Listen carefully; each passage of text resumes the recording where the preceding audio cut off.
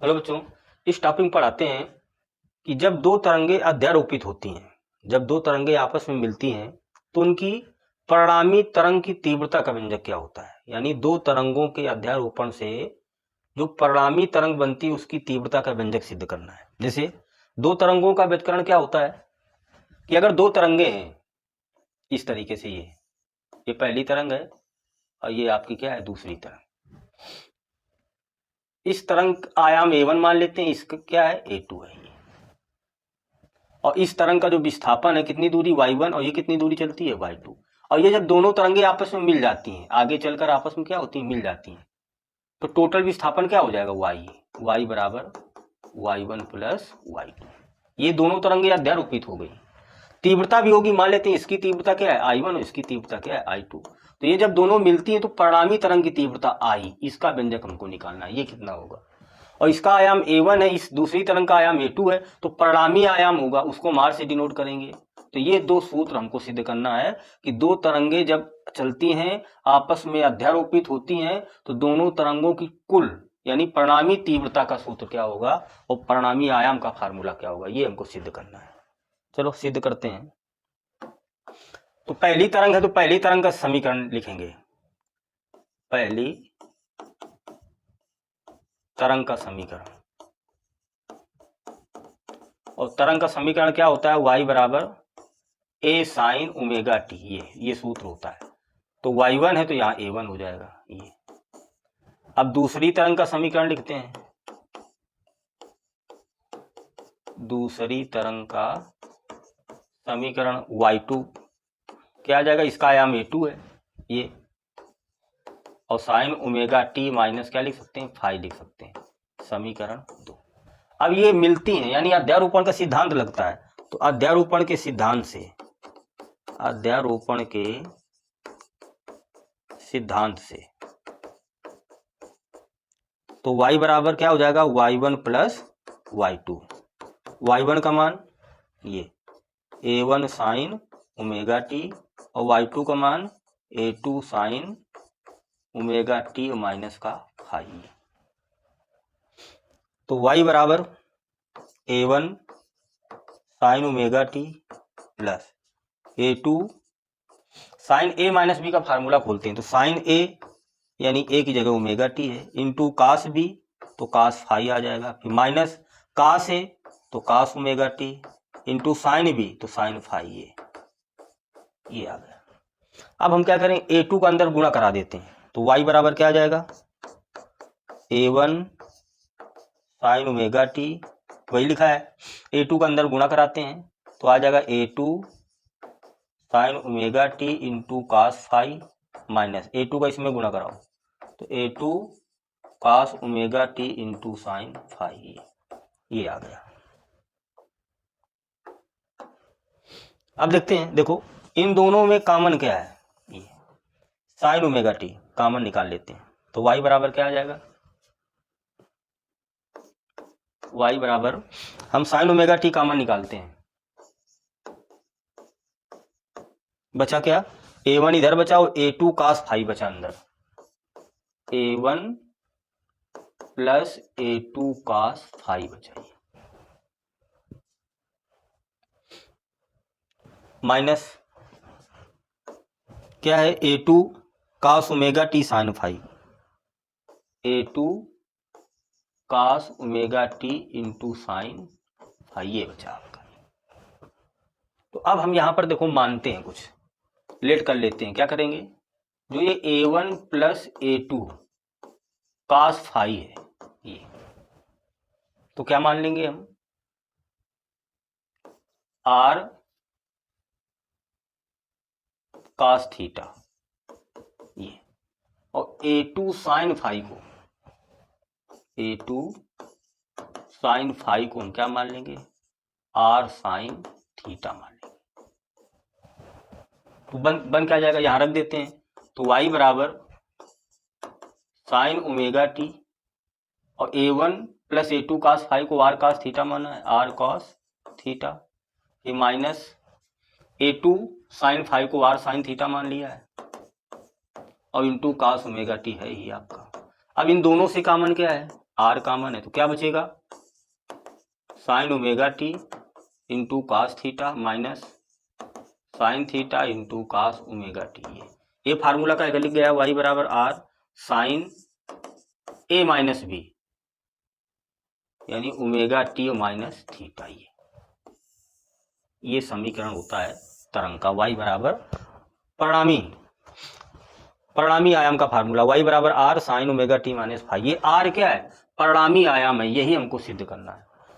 पहली तरंग का आयाम a1 दूसरी का a2, तो ये जब मिलेंगे तो परिणामी आयाम क्या आ जाएगा आर, इसको हमको सिद्ध करना है। तो देखो सिद्ध कैसे करेंगे इसको, बहुत ही सिंपल है। जो हमने माना था a1 plus a2 cos phi R cos theta a2 sine phi बराबर आर साइन थीटा, तो इन दोनों समीकरणों को दोनों पक्षों का वर्ग करके हम जोड़ेंगे। समीकरण 1 और समीकरण 2 के दोनों पक्षों का वर्ग करके जोड़ने पर यहां लिख देंगे समीकरण 1 व समीकरण 2 के दोनों पक्षों का वर्ग करके जोड़ने पर, वर्ग करके चलो जोड़ते हैं। तो समीकरण इसका वर्ग करेंगे आर स्क्वायर का स्क्वायर थीटा आ जाएगा, इसका भी वर्ग करो जोड़ दो r square sine square theta आ गया। तो समीकरण दोनों के हमने इधर लेफ्ट हैंड साइड के दोनों पक्षों का वर्ग करके जोड़ दिया। अब इधर देखते हैं इनका भी दोनों पक्षों का वर्ग करके, तो इसका वर्ग करेंगे तो a1 plus a2 cos phi का होल ऑफ स्क्वायर प्लस ये क्या है समीकरण 2 a2 साइन फाई का होल ऑफ स्क्वायर। ये देखो आर स्क्वायर है, कॉमन ले लेंगे तो क्या बचेगा कास स्क्वायर थीटा और प्लस साइन स्क्वायर थीटा, ये बचा आपका। क्लियर। अब इसका फार्मूला खोलते हैं, ए प्लस बी का होल स्क्वायर, तो ए स्क्वायर तो a1 का स्क्वायर प्लस बी स्क्वायर तो पूरे का स्क्वायर यानी a2 का स्क्वायर और इंटू कास स्क्वायर फाई, ये प्लस 2ab, तो 2a की जगह a1 और b की जगह a2 कास फाई, ये प्लस इसका स्क्वायर करेंगे तो a2 का स्क्वायर और इंटू साइन स्क्वायर फाई, ये आ जाएगा। अब ये क्या बना देगा 1, तो इधर क्या बचेगा आर स्क्वायर बराबर, अब देखते हैं यहाँ a1 का स्क्वायर है ये प्लस a2 का स्क्वायर फाई और a2 साइन स्क्वायर फाई से कॉमन क्या आ जाएगा a2 स्क्वायर, तो क्या बचेगा इधर कास स्क्वायर फाई और प्लस इधर क्या बचा साइन स्क्वायर फाई, और प्लस ये पूरा वही लिखा है 2a1 a2 कास फाई। अब ये क्या बन जाएगा 1 बन जाएगा, ये क्या बन जाएगा 1, तो क्या बन जाएगा आर स्क्वायर बराबर a1 का स्क्वायर प्लस a2 का स्क्वायर प्लस ये 1 हो गया 2a1 a2 कास फाई, या इसे हम आर बराबर लिखेंगे तो ये अंडर रूट लगा देंगे a1 का स्क्वायर प्लस a2 का square plus 2a1 a2 into cos phi. ये परिणामी आयाम, अगर दो तरंगे हैं एक का आयाम a1 और एक का आयाम a2, ये आगे चलकर अध्यारोपित होती है मिल जाती हैं, तो वो जो तरंग होगी इसकी परिणामी आयाम का फार्मूला ये होगा आर बराबर under root a1 square plus a2 square plus 2a1 a2 cos phi. ये अगर डेरिवेशन में परिणामी आयाम का फार्मूला सिद्ध करने को आ जाए तो यहाँ तक करेंगे, लेकिन अभी और क्या निकालना है तीव्रता, तो देखते हैं तीव्रता कैसे निकालते हैं। पहले तो इसका पूरा स्क्रीनशॉट लीजिए, नेक्स्ट पेज में हम बताते हैं, इसमें ये पूरा हमको साफ करना पड़ेगा। देखते हैं तीव्रता निकालना है।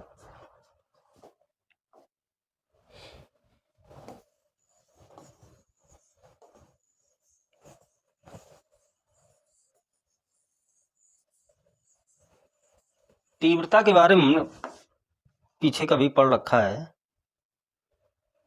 कि जो तीव्रता होती है वो हमेशा आयाम के वर्ग के अनुक्रमानुपाती होती है। अगर परिणामी तीव्रता है तो परिणामी आयाम होगा। अगर पहली तरंग है इसकी जो तीव्रता है, मान लो पहली तरंग की I1 है तो आयाम क्या है a1, तो इसके अनुक्रमानुपाती होगा ये। अगर प्रोपोर्शनल का चिन्ह हटा के नियतांक जोड़ देंगे क्या के, तो आ जाएगा a1 स्क्वायर। इसी प्रकार दूसरी तरंग की जो तीव्रता होगी I2, प्रोपोर्शनल इसका आयाम क्या है a2 है, तो इसके वर्ग के अनुक्रमानुपाती होगा, तो I2 बराबर नियतांक क्या आ जाएगा के a2 का स्क्वायर आ जाएगा। अगर इसे हम निकालेंगे के a1 का मान, के तो नितांक है, तो a1 तो अंडर रूट इधर लगा देंगे, क्या आ जाएगा, i1 आ जाएगा। अगर हम इससे निकालेंगे के a2 तो स्क्वायर इधर क्या बना देगा, अंडर रूट बना देगा, के एक नितांक।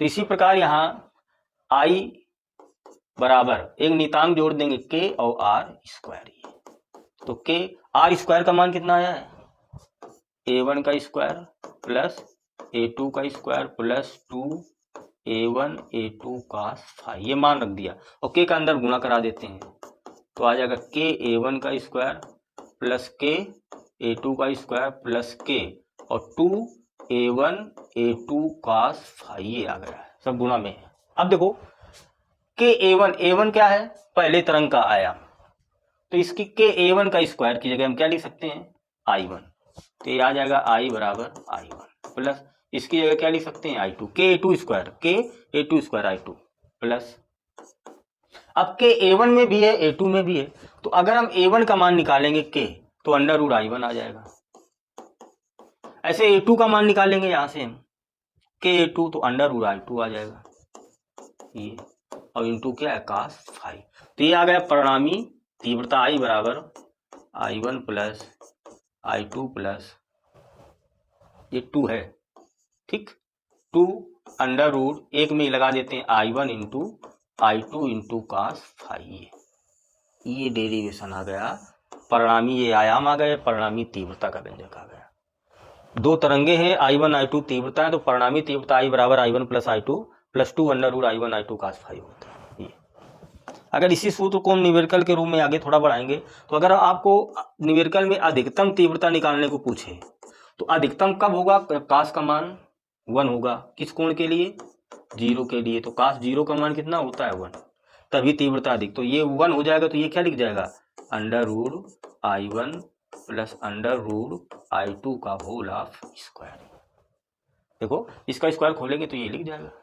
अगर आपको न्यूनतम तीव्रता निकालना है, आई मिनिमम निकालना है, तो cos का मान माइनस का 1 होना चाहिए, तो किस कोण के लिए, यहाँ 180 रख देंगे, तो cos 180 का मान कितना होता है, माइनस का 1, तो यहाँ -1 ये माइनस कर देगा, तो ये फार्मूला का आ जाएगा माइनस का आ जाएगा, ये अंतर हो जाएगा ये। तो अगर दो तरंगों की तीव्रताएं दिया हो, अधिकतम पूछे तो ये सूत्र लगा देते हैं, न्यूनतम पूछे तो ये सूत्र लगा देते हैं। ये हो गया दो तरंगों की परिणामी तीव्रता और परिणामी आयाम का फार्मूला।